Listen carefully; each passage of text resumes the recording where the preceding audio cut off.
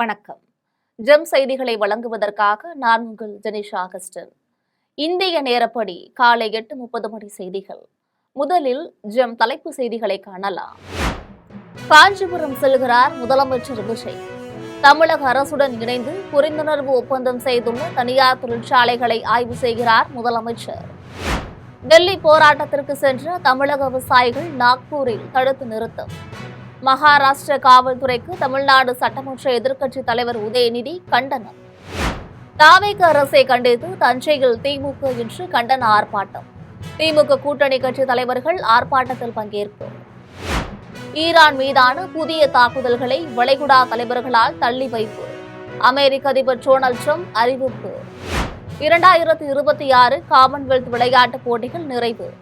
13 தங்கம் உட்பட 39 பதக்கங்களுடன் 4வது இடத்தை பிடித்தது இந்தியா. இனி விரிவான செய்திகளை காணலாம். காஞ்சிபுரத்தில் உள்ள தனியார் தொழிற்சாலைகளை முதலமைச்சர் ஜோசப் விஜய் நேரில் சென்று பார்வையிடுகிறார். காஞ்சிபுரம் மாவட்டம் ஒரகடத்தில் உள்ள சிப்கா தொழிற்பேட்டையில் இயங்கி வரும் தமிழக அரசுடன் புரிந்துணர்வு ஒப்பந்தம் செய்துள்ள டெய்ம்லர் பசஸ் இந்தியா நிறுவனத்தை இன்று முதலமைச்சர் ஜோசப் விஜய் நேரில் சென்று பார்வையிட்டு ஆய்வு செய்கிறார். இதைத் தொடர்ந்து மாம்பாக்கத்தில் விரிவுபடுத்தப்பட்டுள்ள செயின்கோவின் கண்ணாடி தயாரிப்பு வளாகத்தையும் நிசான் கார் தொழிற்சாலையையும் முதலமைச்சர் பார்வையிடுகிறார் என்று தமிழக அரசு தெரிவித்துள்ளது. டெல்லி போராட்டத்திற்கு சென்ற தமிழ்நாடு விவசாயிகளை நாக்பூரில் தடுத்து நிறுத்திய மகாராஷ்டிர மாநில காவல்துறையை வன்மையாக கண்டிக்கிறேன் என்று தமிழ்நாடு சட்டமன்ற எதிர்க்கட்சித் தலைவர் உதயநிதி தெரிவித்துள்ளார். தமிழ்நாடு சட்டமன்ற எதிர்க்கட்சித் தலைவர் உதயநிதி தன்னுடைய சமூக வலைதளத்தில் பதிவு ஒன்றை வெளியிட்டுள்ளார். அதில் மேகதாது அணை கட்டுவதை தடுத்து நிறுத்த வேண்டும் என்று டெல்லியில் முற்றுகை போராட்டம் நடத்துவதற்காக ரயிலில் சென்ற தமிழ்நாட்டு விவசாயிகளை நாக்பூரில் கைது செய்துள்ள மகாராஷ்டிர மாநில காவல்துறையை வன்மையாக கண்டிக்கிறேன் என்று தெரிவித்துள்ளார்.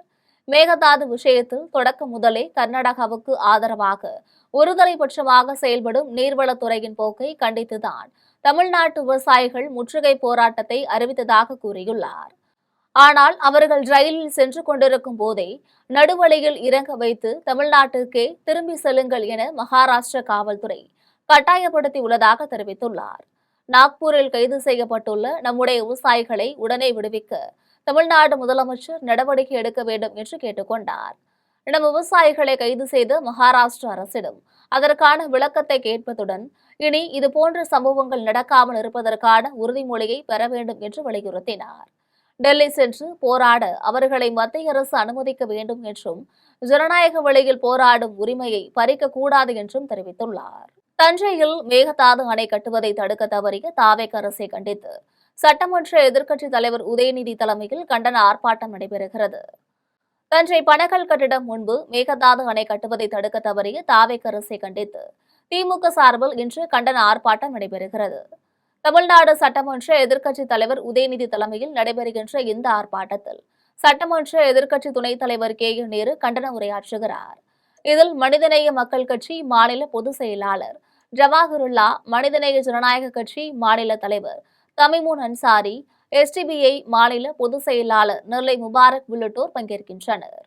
வளைகுடா தலைவர்களால் தான் ஈரான் மீதான புதிய தாக்குதல்கள் தள்ளி வைக்கப்பட்டதாக அமெரிக்க அதிபர் டொனால்ட் ட்ரம்ப் தெரிவித்துள்ளார்.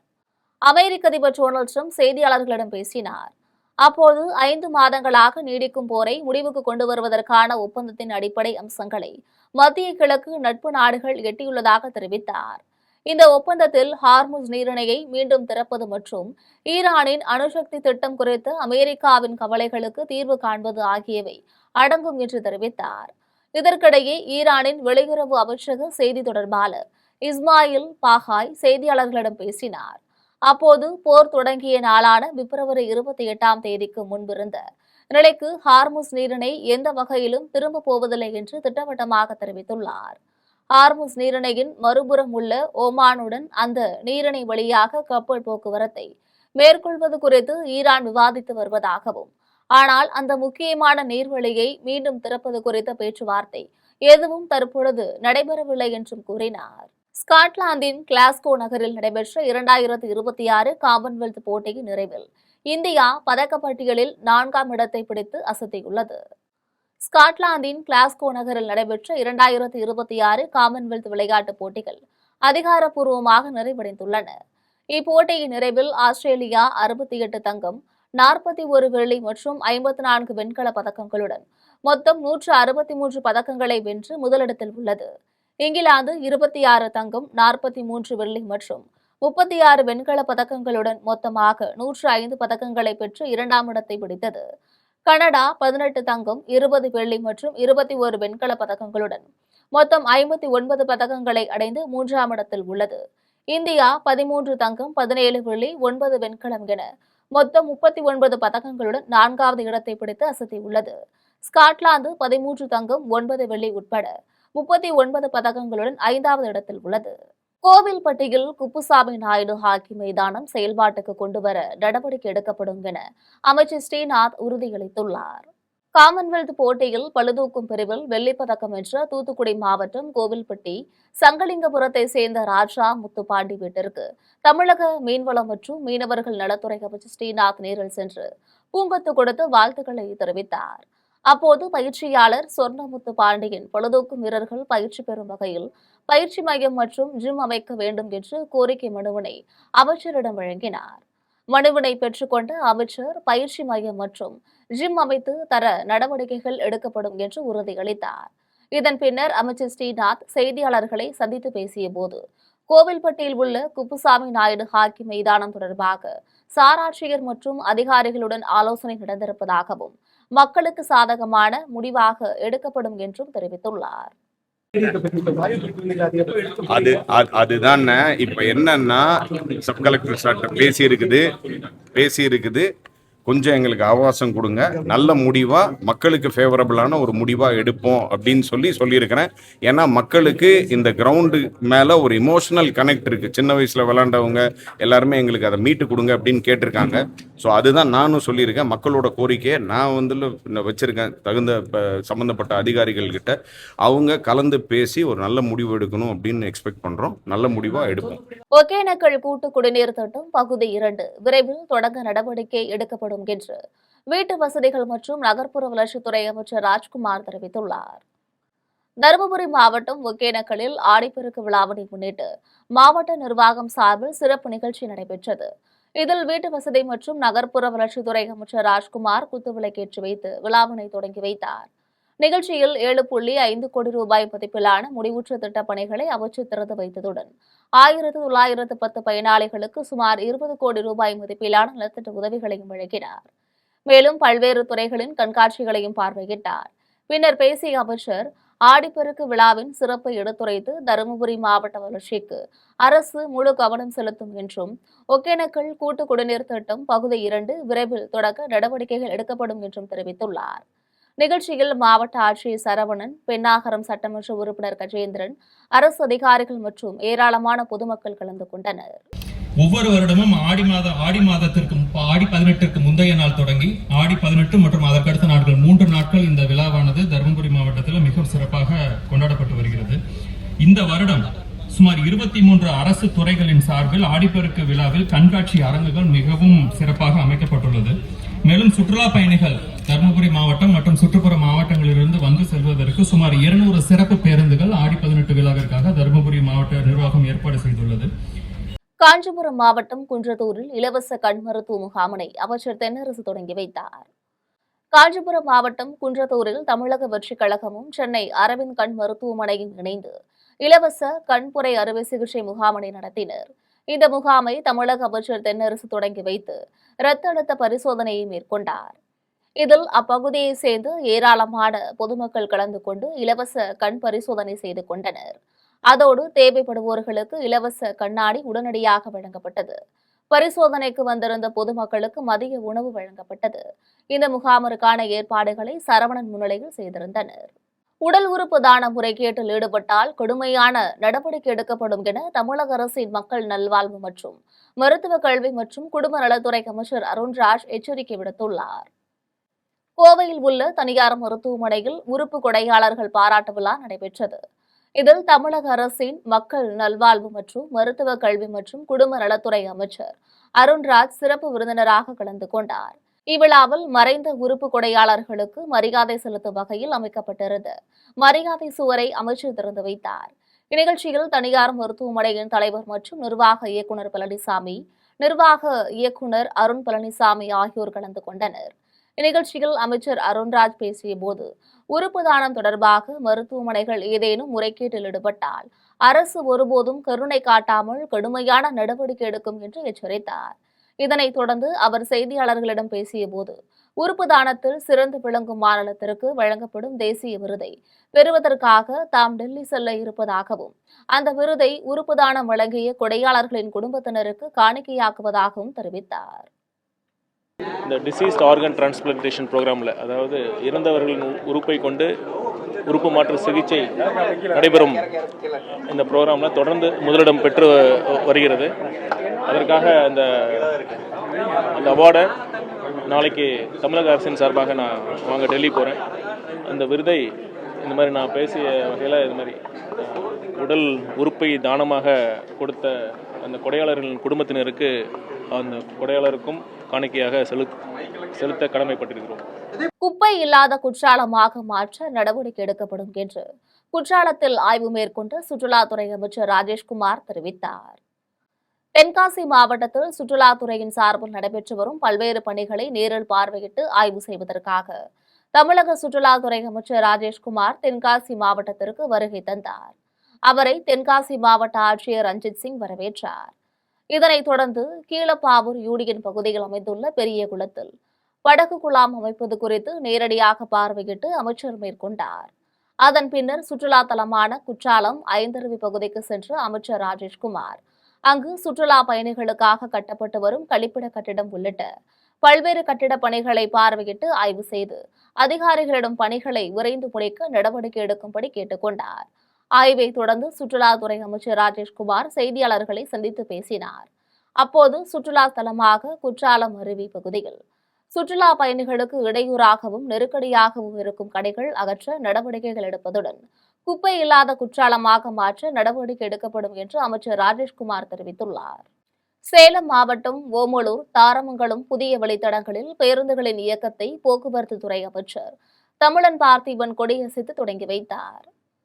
சேலம் மாவட்டம் தாரமங்கலம், அமரகுந்தி, ஓமலூர், ரெட்டிப்பட்டி, வடக்கம்பட்டி, வெள்ளக்கால் தோப்பு உள்ளிட்ட வழித்தடங்களில் பேருந்துகள் இயக்கம் தொடங்கப்பட்டுள்ளது. போக்குவரத்து துறை அமைச்சர் தமிழன் பார்த்திபன் கொடியசைத்து பேருந்துகளை தொடங்கி வைத்தார். பேருந்தில் கட்சி நிர்வாகிகள் சூழ்ந்ததால் அமைச்சர்கள் தானே களமிறங்கி அவர்களை கீழே இறக்கிவிட்டு மாவட்ட ஆட்சியரை இருக்கையில் அமர வைத்தனர். தமிழ்நாட்டில் மக்களுக்கான மக்களாட்சி நடைபெற்றுக் கொண்டிருப்பதாக உணவுத்துறை அமைச்சர் வெங்கடரமணன் தெரிவித்துள்ளார். சென்னை குரோம்பேட்டையில் தங்க நகைகள் விற்பனை கடையை உணவுத்துறை அமைச்சர் வெங்கடரமணன் திறந்து வைத்தார். அதன் பிறகு தங்கத்தை வாங்கிய வாடிக்கையாளர்களுக்கு அவரது கையால் தங்கத்தை வழங்கி வாழ்த்துக்களை தெரிவித்தார். அதன் பிறகு அமைச்சர் வெங்கடரமணன் செய்தியாளர்களை சந்தித்தார். அப்போது காவிரி தண்ணீர் வாங்க ஓடு ஓடு என முதலமைச்சர் விஜய் குறித்து தேமுதிக இளைஞரணி செயலாளர் விஜய பிரபாகரன் பேசியது பற்றி செய்தியாளர்கள் கேள்வி எழுப்பினர். அதற்கு பதிலளித்த அவர், எல்லோரும் குறைகளை சொல்லிக் கொண்டே இருப்பார்கள் என்றும் மக்களுக்கு என்ன சேவை செய்ய முடியும் என்பதை எண்ணி பார்த்து தாங்கள் செய்து கொண்டே இருப்பதாக தெரிவித்தார். தொகுதி மறுசீரமைப்பு மசோதா எந்த வடிவில் கொண்டு வந்தாலும் அது தமிழ்நாட்டின் நலனுக்கு எதிரானது என்பதை தங்கள் உறுதியான நிலைப்பாடு என்று தமிழக காங்கிரஸ் கமிட்டி தலைவர் மாணிக்கம் தாக்கூர் தெரிவித்துள்ளார். சென்னை ராயப்பேட்டையில் உள்ள சத்தியமூர்த்தி பவனில் தமிழக காங்கிரஸ் கமிட்டி தலைவர் மாணிக்கம் தாக்கூர் செய்தியாளர்களை சந்தித்து பேசினார். அப்போது அடுத்த வாரம் நாடாளுமன்றத்தில் தொகுதி மறுசீரமைப்பு மசோதா மீண்டும் தாக்கல் செய்யப்பட வாய்ப்பு இருப்பதாக தெரிவித்தார். தொகுதி மறுசீரமைப்பு மசோதா எந்த வடிவில் கொண்டு வந்தாலும் அது தமிழ்நாட்டின் நலனுக்கும் மாநிலங்களின் உரிமைகளுக்கும் எதிரானது என்பதை தங்கள் உறுதியான நிலைப்பாடு என்று கூறினார். தமிழகத்தில் சிலருக்கு தண்ணீர் பிரச்சனையை விட அரசியல்தான் முக்கியமாக இருக்கின்றது என்றும், ஆனால் கர்நாடகாவில் அரசியலை விட தண்ணீர் பிரச்சனைக்கே முன்னுரிமை அளிக்கப்படுகிறது என்றும் சுட்டிக்காட்டினார். தமிழகத்தில் அனைத்து அரசியல் கட்சிகளும் தமிழக உரிமைகளுக்காக ஒன்றிணைந்து செயல்பட வேண்டும் என்பதை தங்களின் விருப்பம் என்று கூறினார். காஷ்மீரில் தொடங்கி கன்னியாகுமரி வரைக்கும் இருக்கின்ற, சூரத்தில் தொடங்கி போர்பந்தரில் தொடங்கி இட்டாநகர் வரைக்கும் இருக்கிற ஒவ்வொரு இந்தியர்களுக்குமான நாடு இந்த நாடு. அவரவர்களுக்கான உரிய மரியாதையை கொடுக்க வேண்டும், அவரவர்களுக்கான உரிய முக்கியத்துவத்தை கொடுக்க வேண்டும், அவரவர்களுக்கான உரிய பண்பாடு மற்றும் வரலாற்று சிறப்பை போற்ற வேண்டும். ஒருவருக்கொருவர் யாரும் யாரை விட்டு உயர்ந்தவர்கள் என்ற சிந்தனையை விடுத்து அனைவரும் சமமானவர்கள் இந்த சிந்தனையோடு இருப்பது தான் இந்திய தேசிய காங்கிரஸுடைய லட்சியம் என்பதை பற்றியெல்லாம் தலைவர் ராகுல் காந்தி அவர்கள் மிக நீண்ட நேரம் மாவட்ட தலைவர்களோடு பேசினார். தற்போது விவசாயிகளை நடுரோட்டில் போராடக்கூடிய சூழ்நிலையை தாவேக அரசு உருவாக்கியுள்ளது என்று முன்னாள் அமைச்சர் செந்தில் பாலாஜி தெரிவித்துள்ளார். தாவேக சட்டமன்ற உறுப்பினர் பேரம் பேசிய வழக்கில் முன்னாள் அமைச்சர் செந்தில் பாலாஜி 7வது நாளாக திருவல்லிக்கேணி காவல் நிலையத்தில் ஆஜராகி விசாரணை அதிகாரி முன்பு கையெழுத்திட்டனர். இதனைத் தொடர்ந்து அவர் செய்தியாளர்களை சந்தித்து பேசிய போது சட்டத்துறை அமைச்சர் கூறுவது போல் தான் எங்கேயும் செல்ல வேண்டிய அவசியம் இல்லை என்று கூறினார். தேர்தலில் வாக்குறுதி அளித்தபடி விவசாயிகள் கடன்களை முழுமையாக தள்ளுபடி செய்ய வேண்டும் என்றும் தற்போது விவசாயிகளை நடுரோட்டில் போராடக்கூடிய சூழ்நிலையை தாவேக அரசு உருவாக்கியுள்ளது என்று குற்றம் சாட்டினார். எத்தனை வழக்குகள் போட்டாலும் சந்திப்பதற்கு தயாராக இருப்பதாகவும் அதை கண்டு அஞ்சி ஓடக்கூடிய நபர் தான் இல்லை என்று தெரிவித்தார். அமைச்சரிடம் மின் கட்டணம் உயர்வு மற்றும் எத்தனை வீடுகள் பாதிக்கப்பட்டுள்ளது என்பது குறித்தும் உரிய பதிலளிக்காமல் என்று கூறினார். திருநெல்வேலி மாவட்டம் உவரி கடற்கரையில் நாம் தலைவர் இயக்கத்தின் நிறுவனர் அண்ணாமலை தன்னுடைய தொண்டர்களுடன் இணைந்து குப்பைகளை சேகரித்து தூய்மைப்படுத்தும் பணியை மேற்கொண்டார். கன்னியாகுமரியிலிருந்து தொடங்கப்பட்ட இந்த தூய்மை பிரச்சாரத்தின் தொடர்ச்சியாக உவரிக்கு வந்த அவருக்கு தொண்டர்கள் சிறப்பான வரவேற்பு அளித்தனர். அப்போது உவரி சுயம்புலிங்க சுவாமி கோவிலுக்கு வந்திருந்த பக்தர்களும் அவருடன் ஆர்வத்துடன் படம் பிடித்துக் கொண்டனர். இயற்கை மற்றும் நீர்நிலைகள் பாதுகாப்பு குறித்து வலியுறுத்தும் நிகழ்ச்சியில் பேசிய அண்ணாமலை இந்த மாதம் முழுவதையும் தமிழகத்தின் இயற்கை வளங்களை பாதுகாப்பதற்காக அர்ப்பணிக்க வேண்டும் என தெரிவித்தார். கடற்கரைகளை தூய்மையாக பராமரிப்பதோடு 20 லட்சம் மரக்கன்றுகளை நட வேண்டும் என்றும் கேட்டுக்கொண்டார். கோடை வெப்பம் காரணமாக மாநிலத்தில் உள்ள 1 லட்சம் குளங்களில் 50,000 குளங்கள் வற்றி போய்விட்டதாகவும் ஆக்கிரமிப்பில் உள்ள 8,000 குளங்களை உடனடியாக மீட்க வேண்டும் என்றும் தெரிவித்தார்.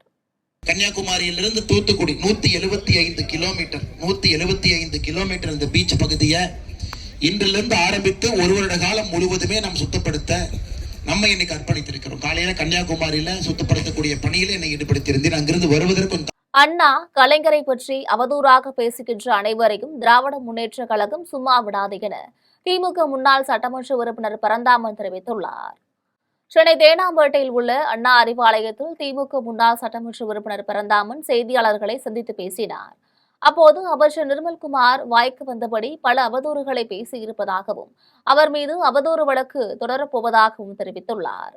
அண்ணா கலைஞரை பற்றி அவதூறாக பேசுகின்ற அனைவரையும் திராவிட முன்னேற்ற கழகம் சும்மா விடாது என்று தெரிவித்தார். நேற்று பெய்த மழையில் முளைத்த மந்திரிகளுக்கெல்லாம் இந்த காவிரி நதிநீர் பிரச்சினையை பற்றி தெரியாது என்று விமர்சித்தார். காவிரி நீருக்காக போராடியவர் கலைஞர் என்று குறிப்பிட்டார். தாவேகானுடைய நிலைப்பாடு என்ன என்பதை சொல்லுவதற்கு இவர்களுக்கு வக்கில்லை. மேகதாது அணை கட்டுவதில் குறித்து இவர்களுடைய தடுப்பதற்கு குறித்து நிலைப்பாட்டிற்கு இவர்கள் சொல்லுவதற்கு வக்கில்லை. ஆனால் முத்தமிழறிஞர் கலைஞர் செய்த தவறு என்று கொஞ்சமும் கூச்சமும் நாச்சமும் இல்லாமல் நாக்கில் எலும்பு இல்லை என்பதற்காக வாய்க்கு வந்ததையெல்லாம் பேசிக் கொண்டிருக்கிறார் இந்த அதிக பிரசங்கி அமைச்சர் திரு நிர்மல்குமார். வாழப்பாடியில் புதிய பேருந்து வழித்தடங்களை தொடங்கி வைக்க அமைச்சர் தமிழன் பார்த்திபன் தாமதமாக வந்ததால் பொதுமக்கள் கடும் வெயிலில் காத்திருக்கும் அவலநிலை ஏற்பட்டது. சேலம் மாவட்டம் வாழப்பாடி பேருந்து நிலையத்திலிருந்து 2 புதிய பேருந்து வழித்தடங்களை தொடங்கி வைக்கும் நிகழ்ச்சிக்காக தமிழக போக்குவரத்து துறை அமைச்சர் தமிழன் பார்த்திபன் வருகை தருவதாக அறிவிக்கப்பட்டிருந்தது. ஆனால் அமைச்சர் சுமார் 2 மணி நேரம் தாமதமாக வந்ததால் நிகழ்ச்சிக்காக திரண்டிருந்த பொதுமக்கள் மற்றும் தாவேக கட்சி நிர்வாகிகள் கடும் வெயிலில் நீண்ட நேரம் காத்திருக்க வேண்டிய அவலநிலை ஏற்பட்டது. இந்நிலையில் ஏற்கனவே இயக்கத்தில் உள்ள இந்த வழித்தடங்களையே மீண்டும் புதிய பேருந்து வழித்தடங்கள் என அறிவித்து தொடங்கி வைப்பது ஏன் என்ற கேள்வியை பொதுமக்கள் எழுப்பியுள்ளனர். வாழப்பாடியில் அமைச்சரிடம் மனு வழங்க வந்த தாவேக நிர்வாகி அவரிடம் மனுவை வழங்க முடியாததால் விரக்தியுடன் அங்கிருந்து திரும்பி சென்ற சம்பவம் அப்பகுதியில் பேசுபொருளாக மாறியுள்ளது. சேலம் மாவட்டம் வாழப்பாடி பேருந்து நிலையத்தில் புதிய பேருந்து வழித்தடத்தை தமிழக போக்குவரத்து துறை அமைச்சர் தமிழன் பார்த்திபன் தொடங்கி வைத்தார்.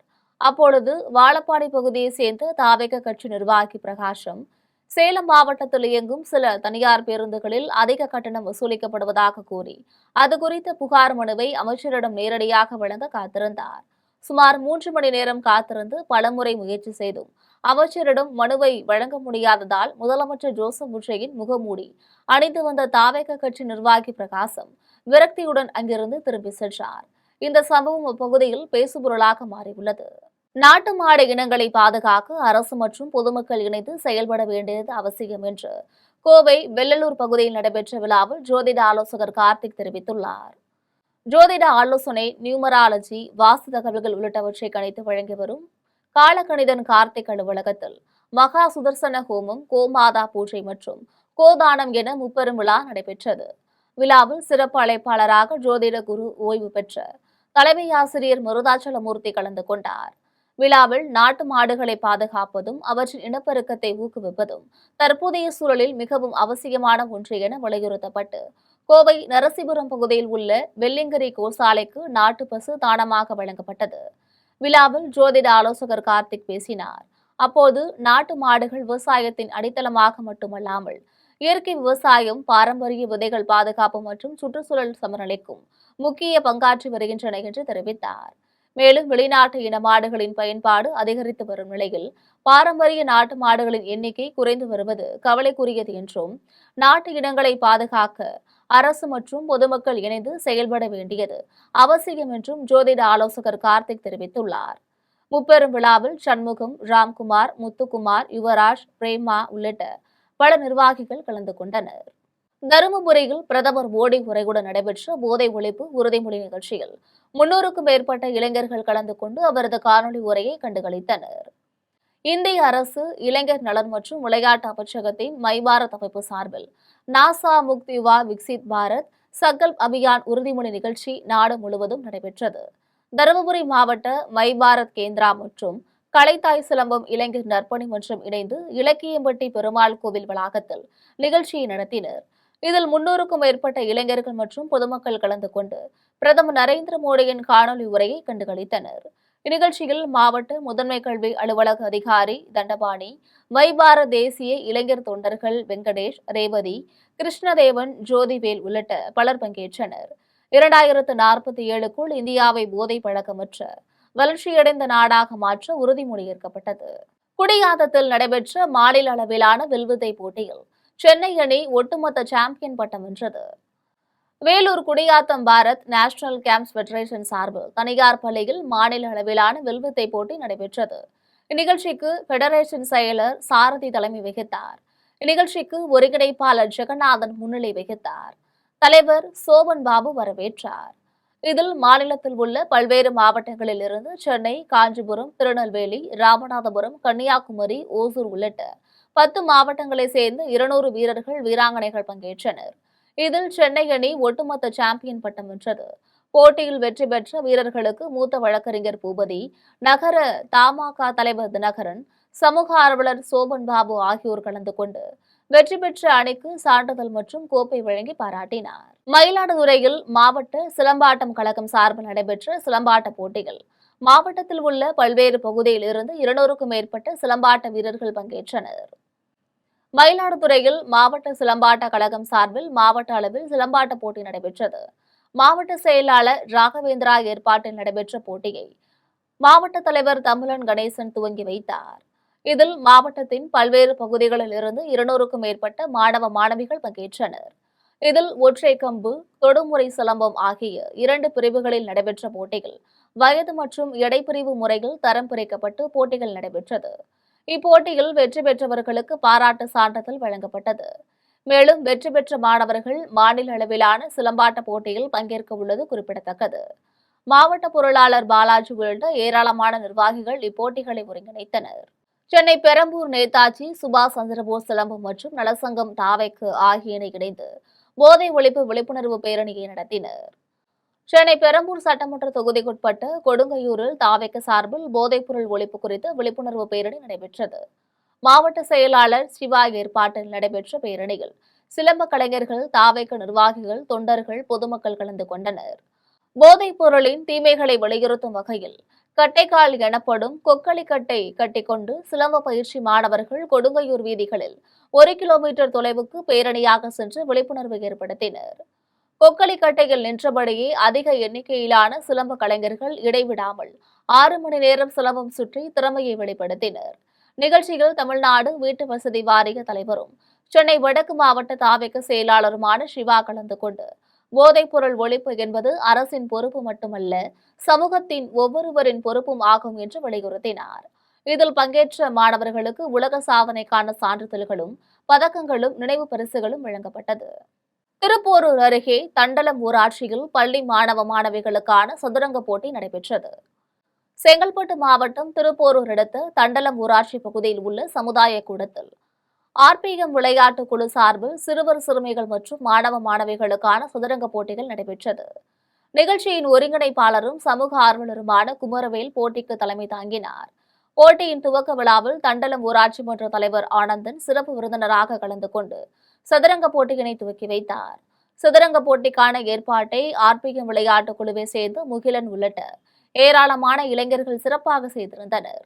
சதுரங்க போட்டியில் வெற்றி பெற்ற சிறுவர் சிறுமியர் மற்றும் மாணவ மாணவிகளுக்கு முதல் பரிசாக ரொக்கப்பணம் 3000 இரண்டாம் பரிசாக ரூபாய் 2000 மூன்றாம் பரிசாக 1000 வழங்கப்பட்டது. சதுரங்க போட்டியில் கலந்து கொண்ட அனைவருக்கும் பாராட்டு சான்றிதழ் வழங்கப்பட்டது. சதுரங்க போட்டியில் சிறுவர் சிறுமிகள் மட்டுமல்லாது பெற்றோர்களும் மிகுந்த ஆர்வத்துடன் கலந்து கொண்டனர். திண்டுக்கல் பூச்சந்தையில் ஆடி 18ஆம் பெருக்கையொட்டி பூக்களின் விலை பல மடங்கு உயர்ந்துள்ளது. திண்டுக்கல்லில் உள்ள பூச்சந்தைக்கு வெள்ளோடு, நரசிங்கபுரம், சின்னாலப்பட்டி, ஆத்தூர், நிலக்கோட்டை, கோபால்பட்டி, சாணார்பட்டி, வடமுதுறை, அய்யலூர், ரெட்டியார் சத்திரம் ஆகிய பகுதிகளில் இருந்து உழவர்கள் பூக்களை கொண்டு வருகின்றனர்.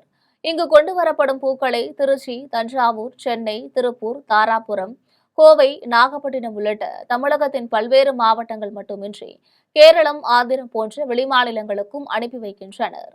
சென்ற மாதம் வரை இந்த மலர் சந்தைக்கு நாள்தோறும் 15 டன் பூக்கள் வந்து கொண்டிருந்தது. கடும் வறட்சி காரணமாக நேற்று 5 டன் பூக்களே வந்திருந்ததாலும் ஆடி 18ஆம் பெருக்கு அம்மன் கோவில் திருவிழாக்கள் காரணமாக பூக்களின் தேவை அதிகரித்ததால் விலை பல மடங்கு உயர்ந்தது. வழக்கமாக 3000 ரூபாய்க்கு விற்பனையான 1 கிலோ மல்லிகைப்பூ 1000 ரூபாய்க்கும், 150 ரூபாய்க்கு விற்பனையான 1 கிலோ முல்லைப்பூ 600 ரூபாய்க்கும் விற்பனையாகின. 100 ரூபாய்க்கு விற்பனையான 1 கிலோ ரோஜாப்பூ 250 ரூபாய்க்கும், 20 ரூபாய்க்கு விற்பனையான கோழிக்கொண்டைப்பூ 120 ரூபாய்க்கும், 40 ரூபாய்க்கு விற்பனையான சம்மங்கிப்பூ 400 ரூபாய்க்கும் விற்பனையாகின. 30 ரூபாய்க்கு விற்பனையான 1 கிலோ செண்டுமல்லி 120 ரூபாய்க்கும், 200 ரூபாய்க்கு விற்பனையான கனகாம்பரம் 400 ரூபாய்க்கும், 1 கிலோ 300 ரூபாய்க்கு விற்பனையான சாதிப்பூ 350 ரூபாய்க்கும் விற்பனையாகின. இனி மழைப்பொழிவு இருந்தால் மட்டுமே பூக்களின் விளைச்சல் அதிகரித்து விலை குறைய வாய்ப்புள்ளதாக வணிகர்கள் தெரிவித்துள்ளனர். முத்துராமலிங்க தேவர் சொத்து வழக்கில் வெற்றி பெற்றதை அடுத்து அமைச்சர் அலுவலகத்தில் அவரது வாரிசுகள் மனு அளித்தனர். பசுமன் முத்துராமலிங்க தேவரின் தந்தை உக்கிரபாண்டி தேவரின் 2வது மனைவி நாகம்மாள் வெளிவந்த வாரிசுதாரர்களே சட்டப்பூர்வ வாரிசுகள் என சென்னை உயர்நீதிமன்ற மதுரை கிளை தீர்ப்பளித்துள்ளதாக அவர்களது தரப்பு தெரிவித்துள்ளது. இதையடுத்து தமிழக சட்டத்துறை மற்றும் எரிசக்தித்துறை அமைச்சர் நிர்மல்குமாரை சந்தித்த வாரிசுதாரர்கள் வரவிருக்கும் பசுமன் குருபூஜை மற்றும் அரசு விழாவில் தங்களது பெயர்களை அரசு நெறிமுறை பட்டியலில் சேர்த்து விழாவை தங்கள் முன்னிலையில் நடத்த நடவடிக்கை எடுக்க கோரி மனு அளித்தனர். இதுகுறித்து பேசிய வழக்கறிஞர் ராமமூர்த்தி, கோவில் நிர்வாக உரிமை வாரிசுகளுக்கே என்றும் கோயில் சொத்துக்கள் பொதுமக்களுக்கே உரியது என்றும் நீதிமன்றம் தெளிவுபடுத்தியுள்ளதாக தெரிவித்தார். மனுவை பெற்ற மாவட்ட ஆட்சியர் அரசு ஆலோசனைகளுக்கு பிறகு உரிய நடவடிக்கை எடுக்கப்படும் என உறுதியளித்ததாகவும் கூறினார். சென்னை துறைமுகத்தில் தமிழ்நாடு இளைஞர் காங்கிரஸ் சார்பில் நீட் தேர்வு முறைகேட்டை கண்டித்து சத்தியாகிரக போராட்டம் நடைபெற்றது. சென்னை துறைமுகத்தில் தமிழ்நாடு இளைஞர் காங்கிரஸ் சார்பில் மாணவர்களின் குரல் என்ற சத்தியாகிரக போராட்டம் நடைபெற்றது. இதில் தேசிய இளைஞர் காங்கிரஸ் பொதுச் செயலாளர் விச்சுலனின் பிரசாத், இளைஞர் காங்கிரஸ் தலைவர் சூரிய பிரகாஷ், தமிழ்நாடு காங்கிரஸ் அமைப்பு செயலாளர் ராம்மோகன் உள்ளிட்ட ஏராளமானோர் கலந்து கொண்டனர். இதனைத் தொடர்ந்து தேசிய இளைஞர் காங்கிரஸ் பொதுச் செயலாளர் லலின் பிரசாத் செய்தியாளர்களிடம் பேசியபோது தங்கள் போராட்டங்களின் நோக்கமாக சில கோரிக்கைகளை முன்வைத்துள்ளதாக தெரிவித்தார். தேர்வுகளில் வினாத்தாள் கசிவு இல்லாததை உறுதி செய்ய வேண்டும், வருடாந்திர தேர்வு கால அட்டவணையை உடனடியாக வெளியிட வேண்டும் என்பன உள்ளிட்ட பல்வேறு கோரிக்கைகளை வலியுறுத்தினார். தங்கள் கோரிக்கைகளை நிறைவேற்றாவிட்டால் மாணவர்களுக்கான போராட்டம் தமிழகத்தில் மிகப்பெரிய தாக்கத்தை ஏற்படுத்தும் என்றும் தெரிவித்தார். சித்தர்காடு பகுதியில் செயல்பட்டு வரும் நவீன அரிசி ஆலையை மூடக்கோரி பொதுமக்கள் போராட்டத்தில் ஈடுபட்டதால் அப்பகுதியில் பரபரப்பு ஏற்பட்டுள்ளது. மயிலாடுதுறை அடுத்த சித்தர்காடு பகுதியில் தமிழ்நாடு நுகர்பொருள் வாணிப கழகத்திற்கு சொந்தமான நவீன அரிசி ஆலை செயல்பட்டு வருகிறது. இந்த ஆலையில் நெல் உமி கொண்டு எரிக்கப்பட்டு ஆலை இயங்குவதால் அதிலிருந்து வெளிவரும் கரித்துகள் காற்றில் பரவுவதன் காரணமாக பல்லாயிரக்கணக்கான மக்களுக்கு சுவாச கோளாறு மற்றும் ஆஸ்துமா பிரச்சனைகள் ஏற்பட்டு வருகிறது. இதனால் அப்பகுதி பொதுமக்கள் ஆலையை மூடக்கோரி சுடுகாட்டில் குடியேறும் போராட்டத்தை நடத்துவதாக அறிவித்திருந்தனர். அதற்கு காவல்துறையினர் தடை விதித்திருந்த நிலையில் அங்கு உள்ள விநாயகர் கோவிலில் காத்திருப்பு போராட்டத்தில் ஈடுபட்டனர். தொடர்ந்து நீதிமன்றத்தை அணுகி வழக்கு தொடங்கப் போவதாகவும் நீதிமன்ற அனுமதியுடன் அறவழியில் போராட்டம் நடத்த உள்ளதாக பொதுமக்கள் தெரிவித்து கலைந்து சென்றனர். இதனால் அப்பகுதியில் பரபரப்பு ஏற்பட்டது. கம்பத்தில் பள்ளிக்கு சென்ற மாணவன் மயக்கமடைந்த சம்பவம் அப்பகுதியில் பரபரப்பை ஏற்படுத்தியுள்ளது. தேனி கம்பத்தில் உள்ள தனியார் பள்ளியில் கேகேப்பட்டியை சேர்ந்த திராவிடன் என்பவரின் 8 வயது மகன் ஜனா 3ஆம் வகுப்பு படித்து வருகிறார். வழக்கம் போல பள்ளி சென்ற மாணவனுக்கு திடீரென்று உடல்நலக்குறைவு ஏற்பட்டு மயக்கம் ஏற்பட்டுள்ளது. இதையடுத்து பள்ளி நிர்வாகத்தினர் அவனை தேனி காவலக பகுதியில் உள்ள தேனி அரசு மருத்துவமனைக்கு அனுப்பி வைத்தனர். அங்கு மாணவனுக்கு தீவிர சிகிச்சை அளிக்கப்பட்டு வருகிறது. இந்நிலையில் பள்ளி ஆசிரியர்கள் தாக்கியதால் தான் மாணவன் மயக்கமடைந்து உயிருக்கு போராடுவதாக கூறி ஆத்திரமடைந்த மாணவனின் பெற்றோர்களும் உறவினர்களும் மருத்துவமனை முன்பாக சாலை மறியலில் ஈடுபட்டனர். தகவல் அறிந்து வந்த காவலக காவல்துறையினர் அவர்களிடம் பேச்சுவார்த்தை நடத்தியதை அடுத்து அவர்கள் கலைந்து சென்று போராட்டத்தை கைவிட்டனர். இதனால் அந்த பகுதியில் பெரும் பரபரப்பு ஏற்பட்டுள்ளது. புதுச்சேரி இந்திரா காந்தி விளையாட்டு மைதானத்தில் நடைபெற்ற அக்னிவீர் ராணுவ ஆள்சேர்ப்பு முகாமில் உடற்தகுதி தேர்வின் போது மயங்கி விழுந்த கல்லூரி மாணவர் உயிரிழந்த சம்பவம் சோகத்தை ஏற்படுத்தியது. புதுச்சேரி உப்பளம் இந்திரா காந்தி விளையாட்டு மைதானத்தில் நடைபெற்று வருகின்ற அக்னிவீர் ராணுவ ஆள்சேர்ப்பு முகாமில் திருவண்ணாமலை மாவட்டம் ஆரணி அடுத்த கண்ணமங்கலத்தை சேர்ந்த கூலி தொழிலாளி பாலுவின் மகன் கோகுல் பங்கேற்றிருந்தார். அவர் ஆரணியில் உள்ள கல்லூரியில் 2ஆம் ஆண்டு படித்து வந்தார். இவர் உடற்தகுதி தேர்வின் ஒரு பகுதியாக ஓட்டப்பந்தயத்தில் பங்கேற்ற போது கோகுல் திடீரென்று மயங்கி கீழே விழுந்தார். அங்கிருந்த ராணுவ அதிகாரிகள் மற்றும் மருத்துவ குழுவினர் உடனடியாக அவரை மீட்டு புதுச்சேரி அரசு பொது மருத்துவமனைக்கு அனுப்பி வைத்தனர். ஆனால் மருத்துவமனைக்கு கொண்டு செல்லப்பட்ட போது அவர் ஏற்கனவே உயிரிழந்து விட்டதாக மருத்துவர்கள் தெரிவித்தனர். தகவல் அறிந்து புதுச்சேரி ஓதியஞ்சாலை காவல் நிலையத்திற்கு வந்த கோகுலின் பெற்றோர் கதறி எழுந்தது சோகத்தை ஏற்படுத்தியது.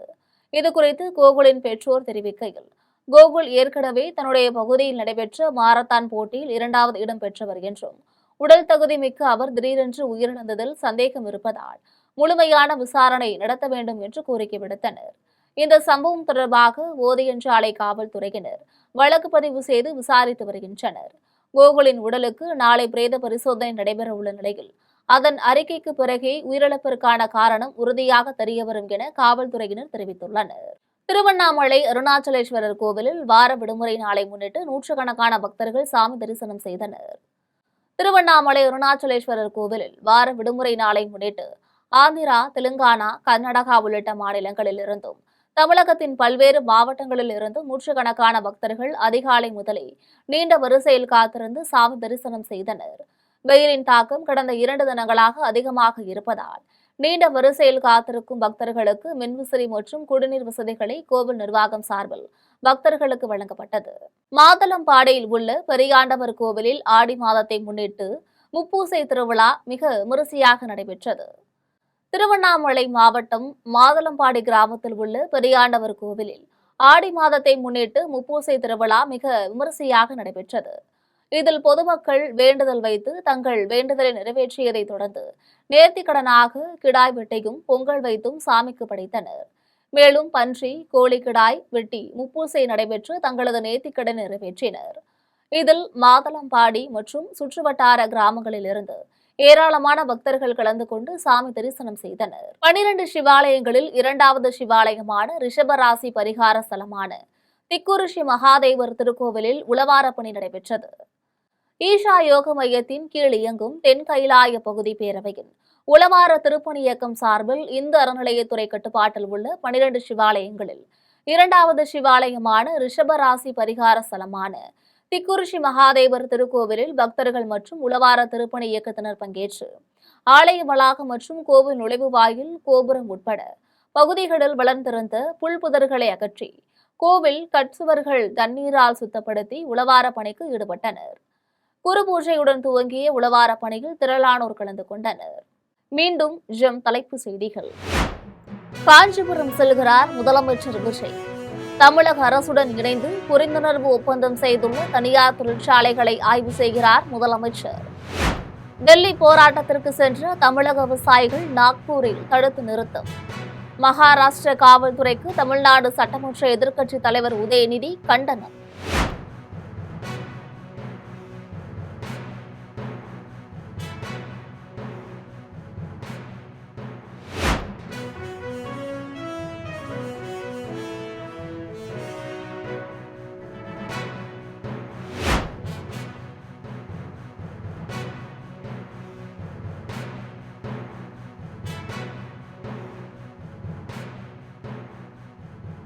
இத்துடன் ஜெம் செய்திகள் நிறைவடைகின்றன. மீண்டும் ஜெம் செய்திகள் மதியம் 1:30 மணிக்கு. உடனுக்குடன் செய்திகளை காண ஜெம் லைவ்.tv என்ற இணையதளத்தில் இணைந்திருங்கள். நன்றி, வணக்கம்.